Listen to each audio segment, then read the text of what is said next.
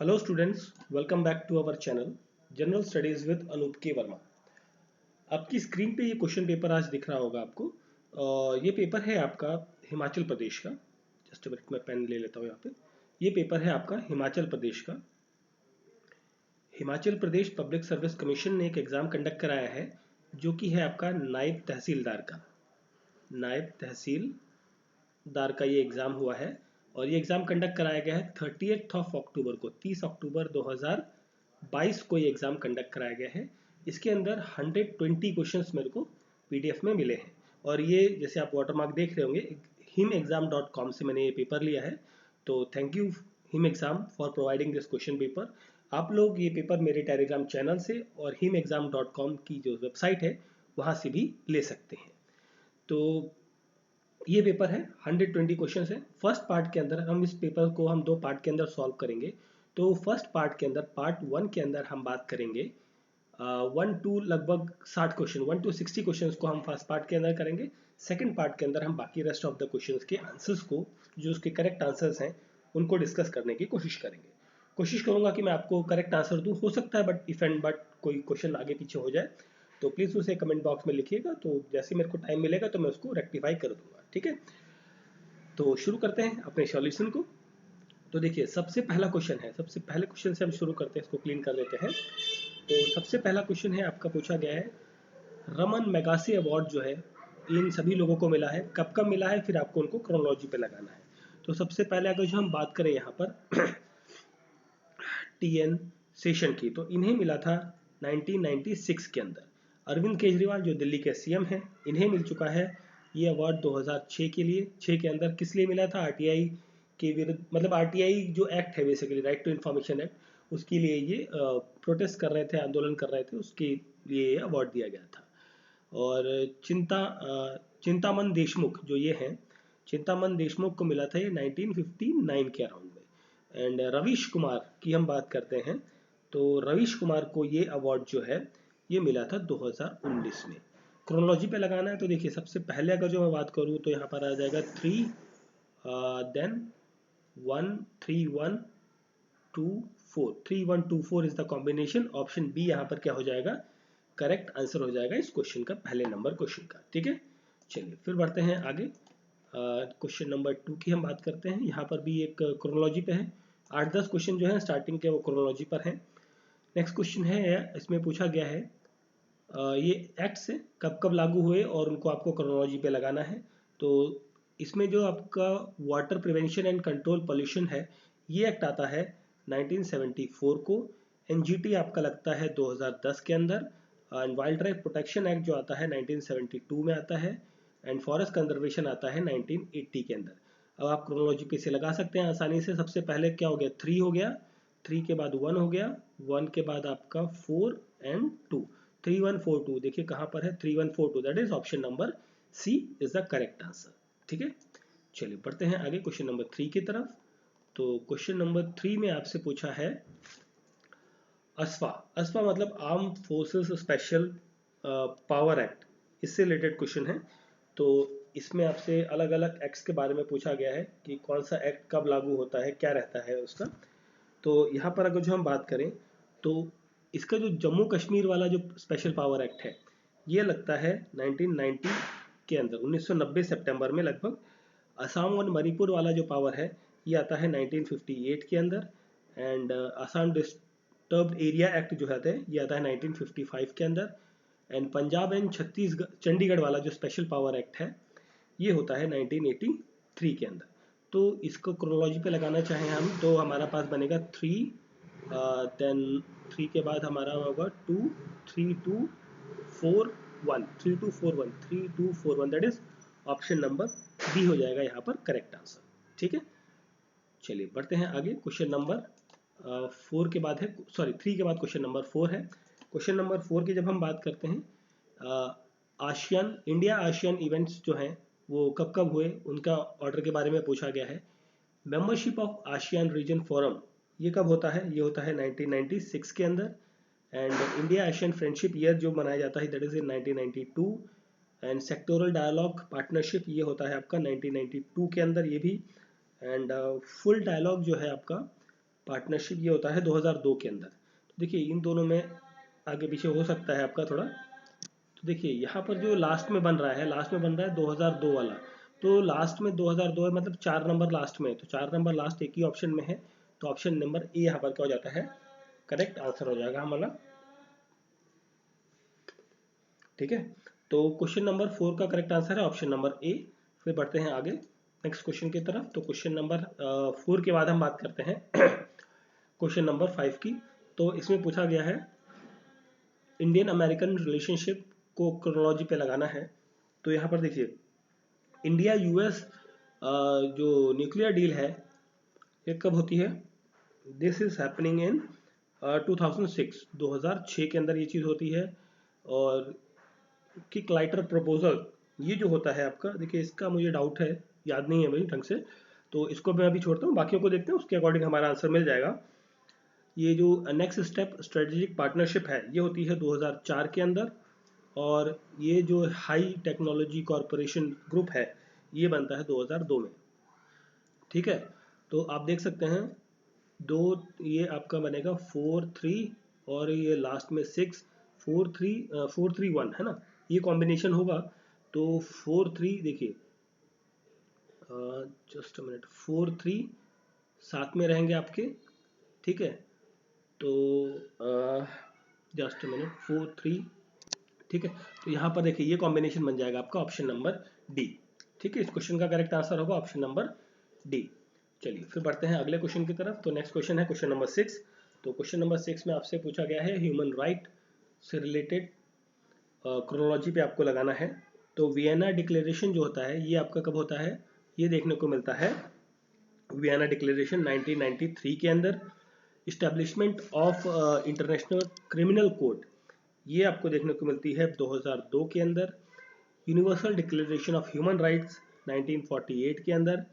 और world council for indigenous people ये आपको मिलती है 1974 के अंदर। ठीक है, तो सबसे पहले आपकी हो गई 3, देन हमारे बात करते हैं 3 के बाद 4 है, 4 के बाद 1 है, देन 2 है, 3-4-1-2, 3-4-1-2 is the correct combination. Option number ए यहाँ पर क्या हो जाएगा, करेक्ट आंसर होगा। ठीक है, क्वेश्चन नंबर 6।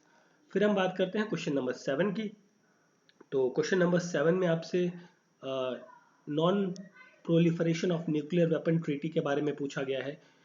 तो इनडेफिनिट एक्सटेंशन ऑफ एनटीपी जो है ये आपको देखने को मिलता है 1995 के अंदर। कॉम्प्रिहेंसिव टेस्ट बैन ट्रीटी ये आपको देखने को मिलता है 1996। And Moscow test ban treaty जो है ये आपको देखने को मिलता है 1963 के अंदर। Non proliferation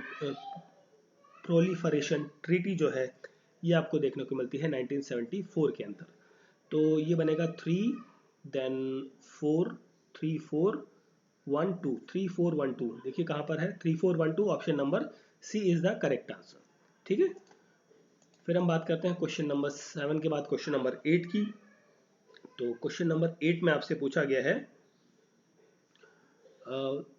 the following are the focal length of convex lens, arrange them in the order of power. ठीक है, तो इनको जब आप पावर में अरेंज करेंगे तो ये फोकल लेंथ आपको दी गई है। तो जो 15 सेंटीमीटर वाला है इसकी पावर कितनी आएगी, 0.06 डायोप्टर आएगी। पावर की यूनिट क्या होती है, डायोप्टर होती है।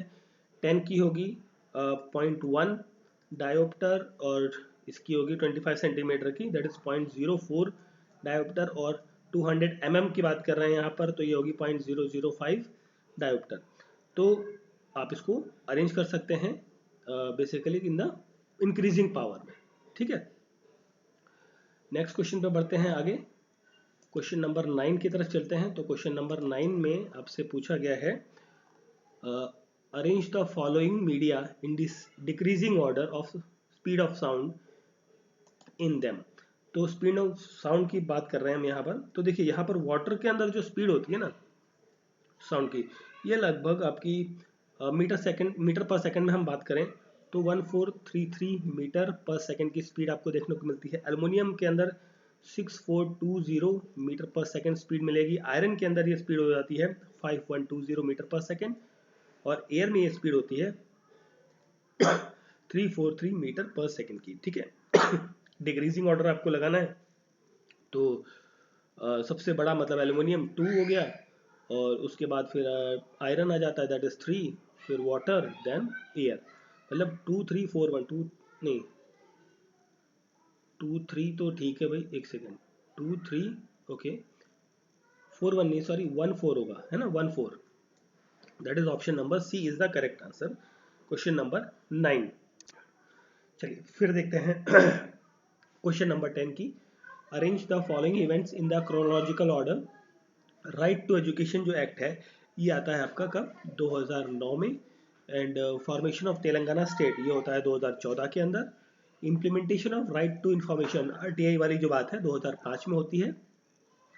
इम्प्लीमेंटेशन ऑफ नरेगा, जो नरेगा है ये 2006 में होता है, ठीक है। तो मतलब यहाँ पर हो जाता है आपका 3 4 then 1 and 2, 3 4 1 2 3 4 1 2, that is option number B is the correct answer, question number हमारा है 10 नंबर क्वेश्चन, ठीक है। चलिए बढ़ते हैं आगे, क्वेश्चन नंबर 10 के बाद हम बात करते हैं क्वेश्चन नंबर 11 की। तो क्वेश्चन नंबर 11 में हिस्ट्री का क्वेश्चन है। नॉन कॉरपोरेशन मूवमेंट जो है वो गांधी जी ने शुरू किया था 1920 के अंदर। खिलाफत मूवमेंट 1919 का था ये। और सॉल्ट सत्याग्रह 1930 के अंदर होता है। क्विट इंडिया मूवमेंट होता है 1942 में। आप इसको क्रोनोलॉजी पे लगाएंगे तो क्या होगा, that is 2 1 3 4 2 1 3 4 2 1 3 4, that is option A is the correct answer. फिर हम बात करते हैं अगले क्वेश्चन की क्वेश्चन नंबर 12 की। तो यहाँ पर आपसे पूछा है महानलोबिस प्लानिंग मॉडल, ये आता है आपका सेकंड 5 ईयर प्लान का जो था, second 5 year plan, that is in 1956 to 61 वाले में। इंट्रोडक्शन ऑफ रोलिंग प्लान होता है 1978 टू 83 के ड्यूरेशन में। प्लान्ड हॉलीडे कहा जाता है 1966 टू 69 के टर्म को।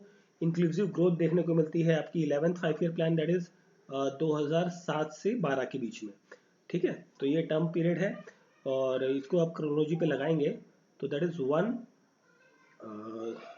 के बाद आएगा आपका 3, then 2 4 1 3 2 4 1 3 2 4, that is option number C यहाँ पर क्या हो जाएगा, करेक्ट आंसर हो जाएगा, ठीक है। चलिए फिर बढ़ते हैं आगे। 12वें क्वेश्चन के बाद है 13th नंबर क्वेश्चन। तो 13th नंबर क्वेश्चन जो है आपका, इसमें आपसे ये भी क्रोनोलॉजी पर है। Introduction of special drawing rights के बारे में पूछा है। ये होती हैं, इंट्रोड्यूस की जाती है 1969 के अंदर। इंट्रोडक्शन ऑफ यूरो ये होता है 1999 के अंदर। Introduction of gold standard mechanism ये शुरू होता है that is in 1821 I think, इसमें थोड़ा सा मुझे डाउट है इस वाले पॉइंट में, ठीक है। एंड मल्टीलेटरल ट्रेडिंग सिस्टम जो है ये शुरू होता है दैट इज इन 1995 के अंदर, ठीक है। तो अगर जो मैं 1821 में कंसिडर करता हूँ, उसमें डाउट है बट थोड़ा सा, बट मैं इसी के अगर जो यही मान के चलूँ तो मेरा जो ऑर्डर बनेगा दैट इज ये बनेगा आपका 3 then 1 3 1 then 4 2 3 1 4 2 3 1 4 2, that is option number C यहाँ पर करेक्ट आंसर होगा, ठीक है। क्वेश्चन नंबर 13 का option number C is the correct answer, ठीक है। चलिए फिर देखते हैं क्वेश्चन नंबर 14। तो क्वेश्चन नंबर 14 में पूछा गया है करेक्ट सीक्वेंस बताना है आपको असेंडिंग ऑर्डर में in terms of mangrove vegetation cover में। तो जो ऑर्डर रहेगा इंक्रीजिंग ऑर्डर वो रहेगा, देखिए सबसे पहले आपका गोवा रहेगा, गोवा, आंध्रा, उड़ीसा एंड वेस्ट बंगाल, मतलब ये जो ऑर्डर है ना 1 2 3 4 यही रहने वाला है। तो यहाँ पर जो करेक्ट आंसर होगा that is 1 2 3 4, option number B is the correct answer, question number 14 का, ठीक है। चलिए फिर हम बात करते हैं क्वेश्चन नंबर 14 के बाद में क्वेश्चन नंबर 15 की। तो देखिए यहाँ पर आपका पूछा गया है स्कीम से रिलेटेड क्वेश्चन है, क्वेश्चन नंबर 15। तो स्कीम में दीनदयाल उपाध्याय ग्रामीण कौशल योजना, इससे स्कीम से सवाल है। तो ये इम्प्लीमेंट की गई थ्रू द स्टेट में इम्प्लीमेंट हुई है through the rural development department के द्वारा, बिल्कुल ये स्टेटमेंट आपकी सही है। 80% ऑफ द ट्रेन कैंडिडेट्स नहीं, यहाँ पर 80% नहीं है, यहाँ पर होगा 75% ट्रेन कैंडिडेट्स को प्लेसमेंट मिली है सेक्टर के अंदर, ठीक है। और तो ये गलत हो गया, सेकंड ऑप्शन, सेकंड गलत हो गया, सेकंड गलत होने से ये वाला पॉइंट आपका कट गया, ये वाला तो ऑप्शन नहीं होगा, ठीक है। अब 15वां क्वेश्चन कर रहे हैं हम, ठीक। अब देखिए ये कोर्स का ड्यूरेशन लगभग 1 साल का है, ना कि ये इस तरीके का 3 से 12 महीने, ऐसा कुछ नहीं है। तो शायद थर्ड स्टेटमेंट गलत है। 2 साल के लिए बेसिकली प्लेसमेंट ट्रैकिंग की जाती है। तो फर्स्ट और फोर्थ सही है, तो क्वेश्चन का करेक्ट आंसर हो जाता है ऑप्शन नंबर डी। ठीक है, फिर हम बात करते हैं आगे नेक्स्ट क्वेश्चन की। 15 के बाद 16 नंबर क्वेश्चन है। तो क्वेश्चन नंबर 16 में आपसे पूछा है कहाँ गया, ओके, कौन सी स्टेटमेंट यहाँ पर ट्रू है 16th। ठीक है, तो Chandratal lake is situated below the low ridge of Kunzum range. तो ये देखिए पहली स्टेटमेंट आपकी सही है। एंड सेकंड है बांद्रोसर झील जो है वो कहाँ पर लोकेट करती है, दोदरावर और सांगला के बीच में। ये भी स्टेटमेंट सही है, 2 स्टेटमेंट सही है। ठीक है, तो 2 स्टेटमेंट सही हैं। तो देखिए त्रिहर रिवर पर नहीं है ये आपकी। ठीक है, मैथाली लेक जो है यहाँ पर नहीं है। तो थर्ड ऑप्शन गलत है, फोर्थ भी गलत है। तो 1 2 सही है, दैट इज करेक्ट आंसर हो जाता है ऑप्शन नंबर डी। ठीक है, तो ये हो गए 16 नंबर क्वेश्चन हमारे। ठीक है, इसके बाद के ये जो कुछ क्वेश्चन है, सॉरी ये तो वापस आ गया रिपीट क्वेश्चन। तो इन कुछ क्वेश्चंस को जो हिमाचल के हैं उनको मैं नेक्स्ट पार्ट में कवर करूंगा, क्योंकि इनके मैं सॉल्यूशन अभी प्रॉपरली नहीं कर पाया था। ठीक है, हम 22 नंबर क्वेश्चन से आगे कंटिन्यू करते हैं। 22 नंबर क्वेश्चन, ओके। ठीक है, यहाँ से देखिए वो जो बीच के अभी मतलब 16 क्वेश्चन कर लिया था, 17 से 21 लगभग ये आपके 5 क्वेश्चन है, उसको मैं सेकंड पार्ट के अंदर कवर करता हूँ। ठीक है, चलिए यहाँ पर हम बात करते हैं 22 नंबर क्वेश्चन की। ट्रू आपको बताना है parliament can B adjourn by the prime minister. नहीं, प्राइम मिनिस्टर नहीं होता, यहाँ पर लोकसभा के स्पीकर का काम होता है। पहली स्टेटमेंट गलत हो गई। Through a judgement seen presiding officer of the house can suspend the parliament. तो ये स्टेटमेंट सही है आपकी। On the request of opposition leader parliament can be suspend. नहीं भाई, अपोजिशन लीडर ने बोला, रिक्वेस्ट कर ली कि भाई सस्पेंड कर दो, ऐसा थोड़ी होता है ना। तो ये तो गलत हो गया। President can dissolve Lok Sabha only. बिल्कुल ये स्टेटमेंट सही है आपकी। राज्यसभा तो परमानेंट हाउस है, उसे डिसॉल्व नहीं किया जा सकता। 2 और 4 सही है, that is option number D यहाँ पर करेक्ट आंसर है क्वेश्चन नंबर 22 का। फिर हम बात करते हैं आगे 22 के बाद हमारा क्वेश्चन नंबर है 23। क्वेश्चन नंबर 23 में आपसे पूछा गया है आईटीबीपी के अंदर 2021 के अंदर 2 पहली महिलाएं कौन सी हैं जिन्हें कंपनी कमांडर की जो पोस्ट है उन्होंने हासिल करी है। वो हासिल करी है प्राकृति ने और दीक्षा ने, दैट इज 1 और 4। ऑप्शन सी यहाँ पर क्या रहेगा, करेक्ट आंसर होगा। करेक्ट आंसर होगा। ठीक है, फिर चलिए बढ़ते हैं आगे क्वेश्चन नंबर 24 की तरफ। तो यहाँ पर सिटीजनशिप एक्वायर करने के बारे में पूछा गया है। तो वो बाय बर्थ एक्वायर हो सकती है और थ्रू डिसेंट एक्वायर हो सकती है। इलेक्शन में पार्टिसिपेट करके कोई भाई सिटीजनशिप नहीं ले सकता, ना ही कोई पैसे दे के। तो यहाँ पर यहाँ पे करेक्ट पूछा है क्या, एक मिनट, यहाँ पर कैसे एक्वायर हो सकती है। ठीक है, तो option 1 and 3, 1 3 is the correct answer. Option B यहाँ पर क्या हो जाएगा, करेक्ट आंसर होगा क्वेश्चन नंबर 24 का। ठीक है, बहुत ही सिंपल क्वेश्चन था ये वाला। तो फिर हम बात करते हैं आगे क्वेश्चन नंबर 25 की। तो इसमें पूछा गया है पैक के बारे में, पब्लिक अकाउंट कमेटी। ठीक है, सीएजी रिपोर्ट बनाती है, पार्लियामेंट में देती है, फिर पब्लिक अकाउंट कमेटी उस रिपोर्ट को इंक्वायर करती है। ठीक है, फिर कहते हैं घोटाला निकाल दिया, सब चीज़ें होती हैं। तो ये सेटअप हुआ था बेसिकली कब, 1921 में हुआ था। बट 1919 का जो गवर्नमेंट ऑफ इंडिया एक्ट था उसके अकॉर्डिंग किया गया था। ठीक है, तो पहला स्टेटमेंट तो सही है। इसके अंदर 22 लोग होते हैं, 22 लोगों में से 15 लोकसभा के होते हैं, 7 राज्यसभा के होते हैं। ये स्टेटमेंट भी सही है आपकी। 2 स्टेटमेंट सही हो गई। आपको ढूंढना क्या है, सही ढूंढना है मेरे ख्याल से, है ना। तो ट्रू ढूंढना है ना। 2 सही हो गई। 4 के ऑप्शन है, मतलब 2 के पेयर में ऑप्शन है, तो 2 सही है आपको मिल गए। तो करेक्ट आंसर तो मिल गया आपका ऑप्शन नंबर ए। ठीक है, 1 और 2। Can not limit the expense of the government, ये गलत है, कर सकती है limit. And recommend the committee is not advisable, ये भी गलत है आपका। ठीक है, तो मतलब ऑप्शन 1 और 2 इज द करेक्ट आंसर। ठीक है, option A is the correct answer question number 25। फिर हम बात करते हैं 26 नंबर प्रश्न की। तो यहाँ पर करतारपुर कॉरिडोर के बारे में पूछा गया है। तो ये कनेक्ट करता है डेरा नानक श्राइन जो गुरदासपुर के अंदर है टू करतारपुर साहिब जो गुरुद्वारा पाकिस्तान में है। ये स्टेटमेंट सही है। ये ट्रेड रूट है, नहीं ये ट्रेड रूट नहीं है। ये हेल्प करता है checking the terrorist activities of the border, ऐसा नहीं करता। ये अलाउ करता है devotees to visit the gurdwara without visa. तो फर्स्ट एंड फोर्थ करेक्ट है। ऑप्शन सी यहाँ पर क्या हो जाता है, करेक्ट आंसर होगा क्वेश्चन नंबर 26 का। फिर हम बात करते हैं 26 के बाद 27 नंबर क्वेश्चन की। तो यहाँ पर पूछा गया है कि साउथ अफ्रीका की कैपिटल कौन कौन सी है। तो यहाँ पर पहली है ब्लूम फॉन्टेन्स। ऑप्शन ए 1 और केप टाउन ऑप्शन 4। तो 1 4 करेक्ट आंसर है, तो 1 4 का मैच क्या आ जाता है ऑप्शन नंबर डी के साथ में। Option number D is the correct answer. ठीक है, क्वेश्चन नंबर 27। फिर हम बात करते हैं 27 के बाद में 28 नंबर क्वेश्चन की। तो 28 नंबर क्वेश्चन को मैं अभी छोड़ रहा हूँ, इसको मैं नेक्स्ट वीडियो में नेक्स्ट पार्ट में कवर करता हूँ। ठीक है, तो नेक्स्ट है 29 नंबर क्वेश्चन। इसमें पूछा गया है आपका CSTO के बारे में, basically collective security treaty organisation के बारे में।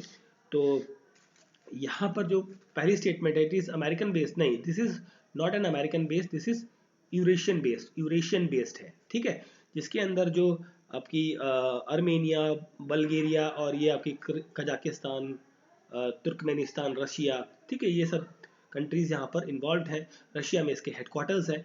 ठीक है, तो पहली स्टेटमेंट तो गलत हो जाती है। पहली स्टेटमेंट गलत है, मतलब ये गलत, ये गलत, ये गलत। देखिए पहली स्टेटमेंट आपको क्लियर है, तो आपका आंसर डायरेक्टली मिल गया है ऑप्शन नंबर सी। 2 और 4 इज द करेक्ट आंसर। ठीक है, ये सेंट्रल एशियन कंट्रीज का है ट्रीटी जो 1992 के अंदर हुआ था। रशिया यहाँ पर रहेगा, and European state against the Russian invasion. ठीक है, तो ये सब चीजें हैं। 2 and 3, sorry not 3, that is 4। Russia lead military alliance to promote the collective defence. ठीक है, 2 और 4 यहाँ पर करेक्ट आंसर है, option number C is the correct answer. ठीक है, चलिए बढ़ते हैं आगे। क्वेश्चन नंबर 29 के बाद है क्वेश्चन नंबर 30। क्वेश्चन नंबर 30 में आपसे पूछा है RIC के बारे में, बेसिकली इंडिया, रशिया और चाइना का जो फॉरेन मीटिंग हुई थी फॉरेन मिनिस्टर की, ये 18वीं मीटिंग हुई है। इसकी हेड की थी इंडियन के जो आपके फॉरेन मिनिस्टर हैं एस जयशंकर ने। ठीक है, तो पहली स्टेटमेंट तो आपकी सही है। सेकेंड स्टेटमेंट में ये पूछा गया भाई ये डिफेंस के रिलेटेड नहीं है, तो सेकेंड स्टेटमेंट तो यहाँ गलत हो जाती है। थर्ड स्टेटमेंट है, इट वॉज कन्विंस दैट, जो थर्ड स्टेटमेंट है यहाँ पर, ये एक सेकंड, हम कर रहे हैं 30 नंबर क्वेश्चन ना, ओके। तो ये स्टेटमेंट भी आपकी गलत है, 1999 के अंदर नहीं है। It was decided to piece council in the Afghanistan, ये बात सही भाई। अफगानिस्तान में अमेरिका गया है वापस, तो वहाँ पर थोड़ा सा डिस्टर्बेंस है, तो उसको पीस कर, शांति वहाँ बनी रहे, उसके लिए यहाँ पर बात करी गई है। तो 1 and 4 इज द करेक्ट, तो option D is the correct answer, question number 30।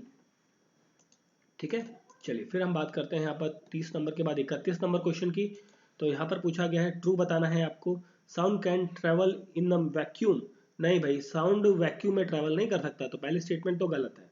Second आपको ट्रू बताना है। ठीक है, sound is produce by vibrating object, ये सही स्टेटमेंट है। थर्ड स्टेटमेंट, अनप्लेजेंट साउंड जो है उसे नॉइस कहा जाता है, बिल्कुल सही। तो सॉरी सॉरी, आवाज थोड़ी सी गड़बड़ हो गई। फिर से करते हैं। ओके, ऑप्शन 2 और ऑप्शन 3 जो है करेक्ट आंसर होगा यहाँ पे। तो ऑप्शन सी यहाँ पर क्या हो जाता है करेक्ट आंसर। ठीक है, तो दो दो का ऑप्शन ही है, ज़्यादा पढ़ने की जरूरत नहीं पड़ती हमें, तो दो से ही हमें करेक्ट आंसर मिल जाता है। 31 का option number C is the correct answer. ठीक है, तो थोड़ा सा जुकाम चल रहा है मुझे, तो इसलिए बीच में गला फंस जाता है, चोक हो जाता है, तो उस चीज़ पर ध्यान ना दें। ठीक है, चलिए आपको ट्रू बताना है इन स्टेटमेंट में से। 32 नंबर क्वेश्चन है। तो star appears to move from east to west, बिल्कुल सही बात है, ये रोटेशन की वजह से ईस्ट टू वेस्ट हमें देखने को मिलते हैं। INSAT is a natural satellite, नहीं भैया, आर्टिफिशियल सेटेलाइट है। ठीक है, and earth is the smallest planet of solar system, नहीं, ये भी गलत है, ये भी गलत हो गई।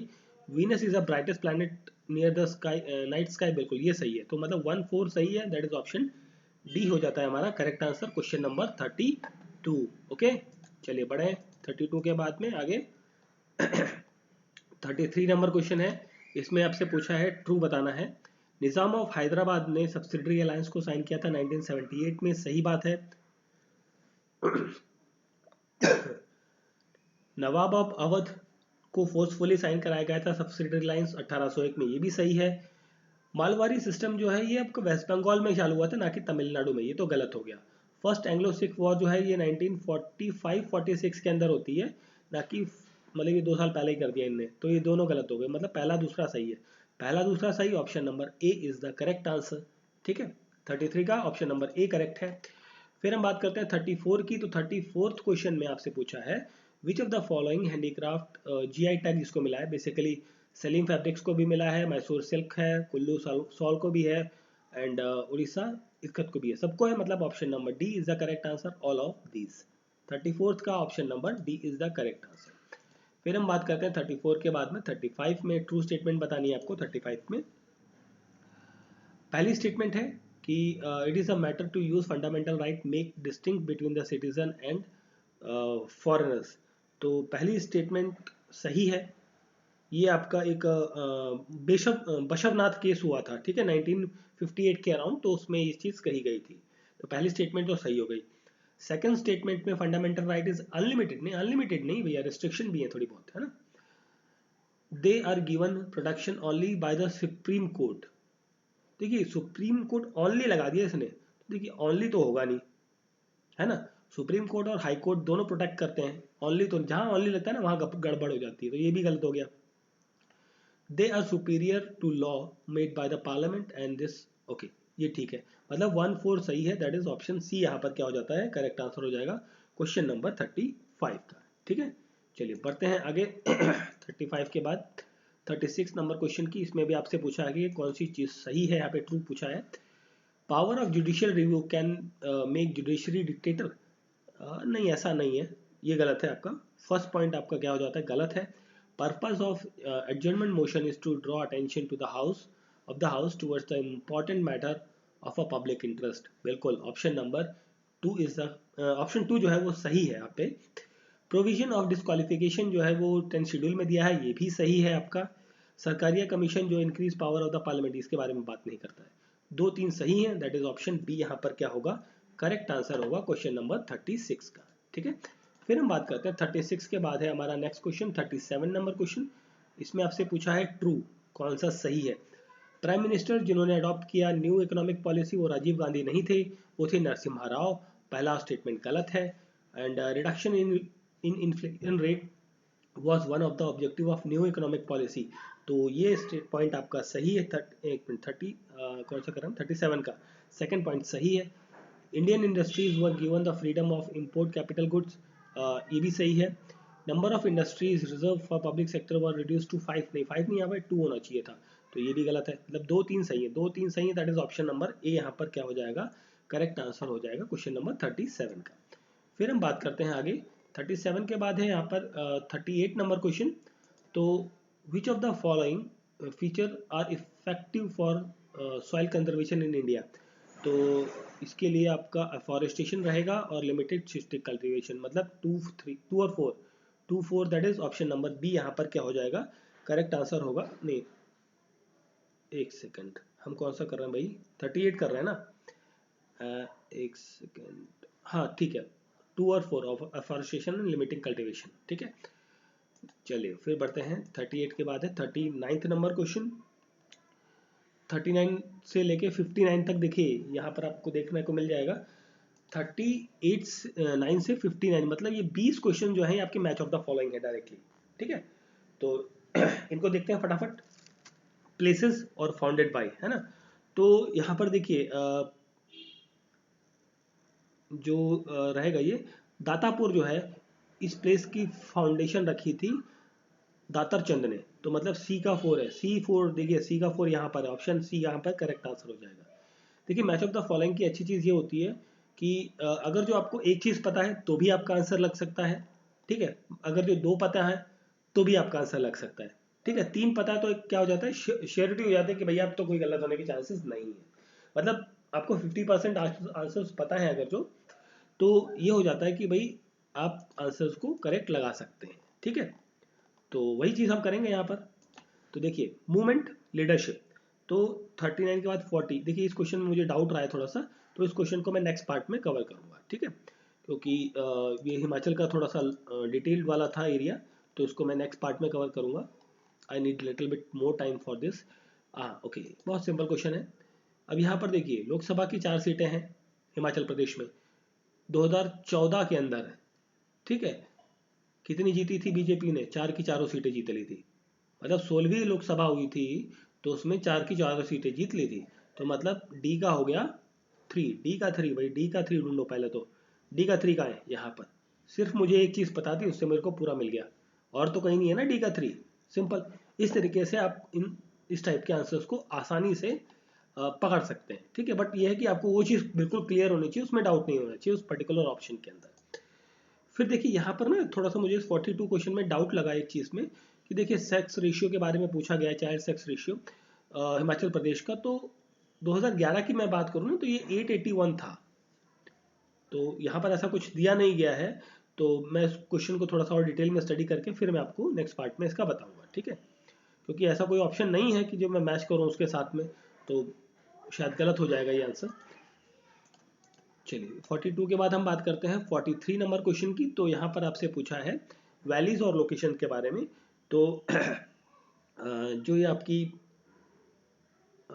इसका जो करेक्ट मैच बनेगा 43 नंबर क्वेश्चन का, that is option number B. क्योंकि मुझे यहाँ पता था हेरंग वैली जो है, हेरंग वैली कहाँ पर है, दैट इज इन किन्नौर। और ये जो बोहर वैली है, बोह वैली है कांगड़ा के अंदर, ठीक है। मतलब ए का हो जाता है 3, ए का 3 यहाँ पर आ गया। और ये हंगरंग वैली जो है ये आपका किन्नौर के अंदर है, मतलब ये हो गया आपका डी का 2, डी का 2, ठीक है। तो और तो कहीं मैच नहीं कर रहा है ना। ऑप्शन नंबर बी यहाँ पर करेक्ट आंसर हो जाता है, ठीक है। फिर बढ़ते हैं आगे नेक्स्ट क्वेश्चन की तरफ फटाफट। क्वेश्चन नंबर 44, इस ये बजट का क्वेश्चन है, इसे भी मैं अभी छोड़ रहा हूँ, नेक्स्ट पार्ट में कवर करेंगे इसे।